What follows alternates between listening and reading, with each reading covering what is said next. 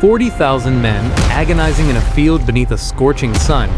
He was no doctor, yet he chose to stay on that fateful 24th of June, 1859. The Swiss entrepreneur Henry Dunant wasn't looking to change the world.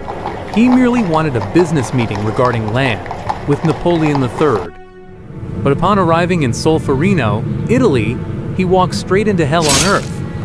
French, Sardinian, and Austrian troops had been butchering each other for 15 hours. 40,000 mutilated bodies blanketed the blood-soaked dust. Military medical services were a tragic joke, practically non-existent. Soldiers were dying of thirst and gangrene, completely abandoned beneath the sun. Dunant, a mere civilian in formal attire, couldn't look away. He forgot his business ventures and descended into the mud and the blood.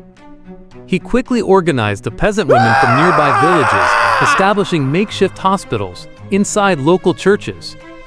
Tutti fratelli, they would say. All are brothers, regardless of the color of their uniform. Dunant spent his own fortune buying bandages, water, and food. He washed wounds, comforted the dying, and wrote their final letters home. The trauma of this slaughter followed him back to Switzerland. He penned a harrowing book, a memory of Solferino, which deeply shocked European elites and royal courts. He proposed a radical concept, neutral relief societies in times of war. That single seed gave birth to the International Red Cross, and shortly after, to the very first Geneva Convention, laying the absolute foundations for international humanitarian law.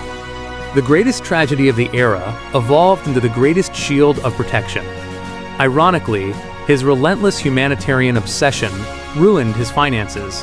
He ended up bankrupt, living for years in absolute poverty.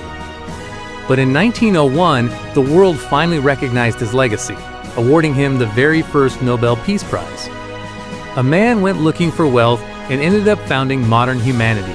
Do you believe the Red Cross still plays an active role in today's conflicts? Tell us in the comments below. If history moves you as much as it does us, subscribe to The Day That Changed Everything, so you never miss an event that shaped the world.